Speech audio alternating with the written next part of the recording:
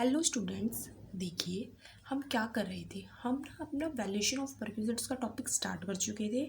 हम government employ को भी पढ़ चुके थे, हम नॉन गवर्नमेंट एम्प्लॉय को भी पढ़ चुके थे। लेकिन हमारा एक टॉपिक रहता है होटल का, कि भाई अगर एम्प्लॉयर एम्प्लॉय को एकोमोडेशन प्रोवाइडेड इन होटल करता है तो उसका वैल्यूएशन किस तरह होगा या फिर होगा ही नहीं। तो चलिए स्टार्ट करते हैं। फर्स्ट हमारा देखिए क्या है, where the accommodation is provided on his transfer from one place to another and the period in an aggregate does not exceed 15 days the value shall be taken as nil. इसका मतलब क्या है कि employer ने employ को transfer किया है one place से अनदर प्लेस, यहाँ से दूसरे प्लेस उसने उसको ट्रांसफ़र कर दिया। तो वो एकदम से तो उसे घर नहीं मिलेगा रहने के लिए, थोड़े बहुत दिन तो वो बाहर भी रह सकता है। या ऐसा तो नहीं है कि भाई उसी के नाम पे उसने घर करके दे दिया कि भाई जैसा ही तुम्हारा ट्रांसफ़र यहाँ से वहाँ होगा तो वहाँ जाते ही तुम्हें घर मिल जाएगा, ऐसा कुछ नहीं है। तो उन्होंने क्या किया है कि 15 days तक उसको रहने के लिए दिया है कि अगर तुम किसी होटल में 15 दिन तक रुकते हो तो उसकी वैल्यू नील है, टैक्स नहीं लगेगा। क्या है कि एक एम्प्लॉयर ने एम्प्लॉय को ट्रांसफ़र किया है यहाँ से दूसरे प्लेस के लिए और उसे एक होटल दिया है जो 15 दिन तक वो वहाँ रह सकता है, तो टैक्स नहीं लगेगा। लेकिन अगर वो 15 दिन से ज़्यादा रहा तो लगेगा टैक्स। क्या लगेगा? टैक्स। तो देखिए अगर वो 15 दिन से ज़्यादा रहा तो टैक्स किस तरह से लगेगा, तो चलिए देखते हैं।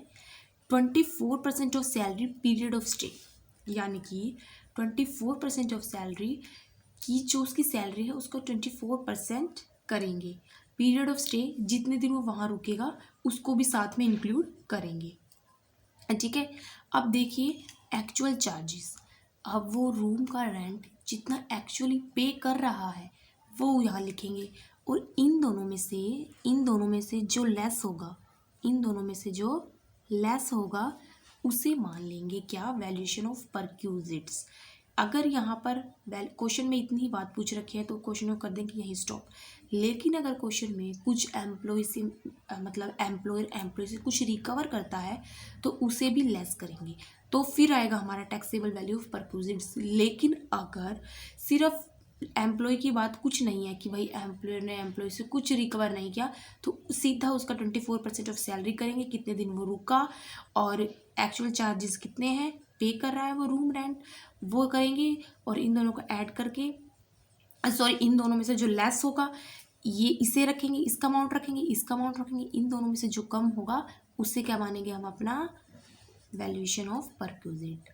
अब देखिए एक छोटा सा टॉपिक है आपके लिए, क्या कि meaning of salary for RFA. क्या मतलब है इसका कि जब हम आरएफए की सैलरी को निकालेंगे तो उसके अंदर हम क्या क्या चीज़ें इंक्लूड करेंगे, वो आप यहाँ देखिए।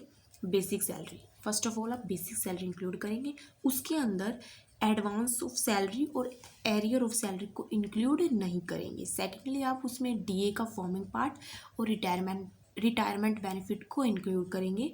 थर्ड आप उसमें ऑल टैक्सेबल अलाउंसेस को इंक्लूड करेंगे। फोर्थ आप बोनस इंक्लूड करेंगे। फिफ्थ कमीशन और any other payment in cash. इन चीज़ों को आप करेंगे इंक्लूड जब आप आरएफए की सैलरी को निकालेंगे। अब देखिए मैं ऊपर से आपको एक दो पॉइंट बताती हूँ कि अगर ये पॉइंट नहीं है, मतलब ये तो हमें इंक्लूड करने हैं, क्या क्या हमें इंक्लूड नहीं करना। सैलरी दे रखा है भाई, क्वेश्चन में हमें सैलरी निकालनी है, ये चीज़ें दे रखी है तो भाई निकाल लेंगे, नहीं दे रखा तो वो भी आपको पता होना चाहिए कि क्या क्या आपको इंक्लूड नहीं करना। तो देखिए क्या आपको इंक्लूड नहीं करना। सबसे पहले तो आपको डीए का नॉट फॉर्मिंग पार्ट नहीं लेना है, फिर आपको employers contribution to recognised provident fund भी नहीं लेना है, अलाउंसेस एग्जेम्प्टेड फ्रॉम टैक्स भी नहीं लेना है और एनी वैल्यू ऑफ परक्यूजिट्स भी नहीं लेना है। ठीक है, आपको ये चीज़ें नहीं लेनी है। सिर्फ आपको जब आरएफए की सैलरी निकालनी है तो इन्हीं चीज़ों को इंक्लूड करना है, इनके अलावा आपको कुछ भी नहीं लेना। तो देखिए अब आपका जो ये होटल का टॉपिक है इससे रिलेटेड एक क्वेश्चन करते हैं जिससे हमें और अच्छे से क्लियर हो जाए।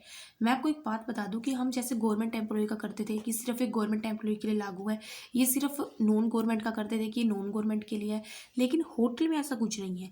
ये जो बातें हैं जो ये वैल्यूएशन करेंगे गवर्नमेंट और नॉन गवर्नमेंट ये दोनों के लिए ही लागू है। ठीक है, तो चलिए इससे रिलेटेड फटाफट एक क्वेश्चन करते हैं। ये देखिए क्वेश्चन को करते हैं फटाफट से start. Mister Manoj is appointed at Mumbai, he stayed in a hotel for 50 days. अब देखिए यहाँ पे तो 50 डेज़ की बात आ गई। हमने क्या पढ़ा था कि अगर वो 15 दिन तक रहता है तो उसके लिए कोई भी टैक्स नहीं लगेगा, लेकिन अब ये 50 दिन के लिए आ गया तो इसकी वैल्यूएशन करने का क्या तरीका था, 24% ऑफ सैलरी, कितने दिन वो रहा, पीरियड ऑफ स्टे, और एक्चुअल रेंट, जो दोनों में से लेस होगा वो लेंगे। अब देखिए एंड देयर आफ्टर, उसके बाद shifted in a house provided by the employer, और उसके एम्प्लॉयर ने से जो हाउस प्रोवाइड कर रखा था वो वहाँ जाकर शिफ्ट हो गया। From the following information determine the taxable value of perquisite stay in hotel. जितने दिन वो होटल में रहा उसकी हमें निकालनी है टैक्सेबल वैल्यू ऑफ परक्यूजिट। ये दे रखी है following information. Room rent in a hotel ₹2000 per day, salary दे रखी है 7,30,000, और जो एम्प्लॉयर है वो ये मनोज से कितना रिकवर कर रहा है, 200 रुपये हर दिन के। तो सबसे पहले तो आपको क्या करना होता था, यहाँ लिखेंगे 24% ऑफ सैलरी करनी थी आपको। तो आपकी 24% सैलरी कितनी है, 7,30,000। ये देखिए आपकी सैलरी कितनी है, 7,30,000। अब आपको 50 डेज़ का निकालना है, तो आप कैसे निकालेंगे, इंटू के 50 और अपॉन के 365, ठीक है। इस तरीके से आपको निकालना है, 50 दिन का निकल जाएगा। कितना आएगा, 1 मिनट मैं कैलकुलेट कर लेती हूँ। ये आएगा आपका 24,000। अभी यहाँ पे हम इसको यहाँ नहीं लिख सकते, हमने एक और बात देखी थी कि एक्चुअली में वो कितना रेंट पे कर रहा है। तो रूम रेंट इन होटल 2000 पर डे, अब वो 2000 रुपये हर दिन का पे कर रहा है, तो 2000 को 50 से मल्टीप्लाई कर दो तो कितना आएगा, 1 लाख। अब बताओ मुझे 24,000 ज़्यादा है या फिर आपका 1 लाख ज़्यादा है, मुझे तो 1 लाख ज़्यादा लग रहा है। तो इन दोनों में से जो कम होता है वो लेंगे, तो 24,000 को लिखेंगे यहाँ पे, ठीक है। इजी था। अब देखो यहाँ पे बात ख़त्म नहीं हो गई है, क्यों, क्योंकि एम्प्लॉयर भी उससे कुछ रिकवर कर रहा है। तो क्या करेंगे, हम कुछ लेस करेंगे इसमें से, less amount recovered from Manoj, amount recovered from Manoj. कितना रिकवर कर रहे हैं मनोज से, हम जरा देखते हैं। हम कर रहे हैं उससे रिकवर 200 रुपये हर दिन, 50 से इसको मल्टीप्लाई करो तो कितना आएगा, 10,000, ठीक है। अब इसे कर दो जरा, 24,000 में से 10,000 गए तो 14,000 आंसर आपका आ गया। तो ये आपकी जो वैल्यू है ये है टैक्सेबल वैल्यू ऑफ परक्यूजिट। आज आपका कंप्लीट होता है टैक्सेबल वैल्यू ऑफ परक्यूजिट का टॉपिक। नेक्स्ट वीडियो से हम वैल्यूएशन ऑफ मोटर कार करेंगे। जब तक के लिए आप क्या करना है, आपको इन क्वेश्चन को अच्छे से सॉल्व करना है। सुनिए सुनिए सुनिए, एक काम कीजिए, जो ये 50 डेज़ है ना, इसे हटा के आप 30 डेज़ करिए, और सैलरी को हटा के आप 8 लाख कीजिए, और अब इस क्वेश्चन को सॉल्व कीजिए और कितना आंसर आता है आपका मुझे बताइए, ठीक है। जब तक के लिए इस क्वेश्चन को करते रहें। मिलते हैं नेक्स्ट वीडियो में, जो मैं आपको करवाऊंगी valuation of use of motor car. Thank you.